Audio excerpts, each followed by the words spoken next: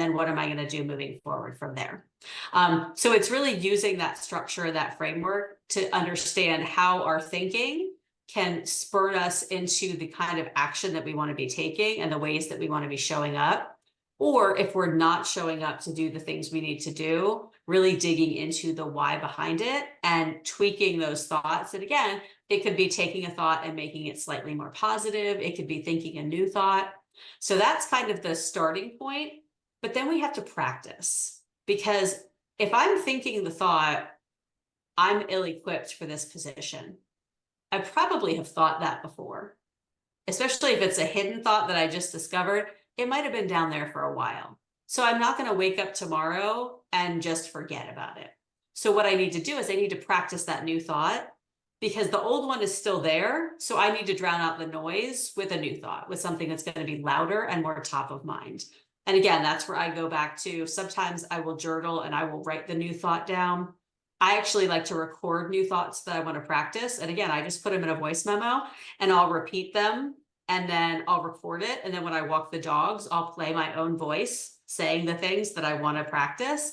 And I'll do it where it's like, oh, I'll make a recording that lasts 5 minutes of me repeating it. And I can just listen to that any random 5 minutes. Oh, I'm taking a walk. Oh, I'm doing the dishes. I'm driving somewhere in the car. And that's the part where I say it takes time and effort, but the effort is not necessarily what we think of. Listening to something in the background while I'm walking is an effort, but it's not something that's hard. And I think that's the important thing to note. Excuse me. Bless you. Yes. So you brought up many good points. And I remember that I would just listen to affirmations that I had recorded myself, actually, and I go walking around the Lake Elizabeth over in Fremont, over here in California, beautiful lake. And not only am I getting the sun, because we were talking about enjoying the sun, I Love was it. feeling the breeze, and I was listening to this awesome Gina talking to me. And just feeling good. And like you said, it only takes like 5 minutes. You don't have to do it for like an hour long, whatever. Yep. But baby steps. I love the concept of like baby steps. So we were just watching yesterday, literally. What about Bob? I don't know if you remember that movie from the 90s. Yeah.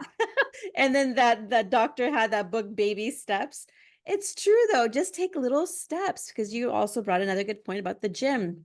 We're not going to be lifting that 100-pound or 300-pound weight. We're going to start off with maybe like 5 or 10 and then work our way up. For me, I think my max would be about 10.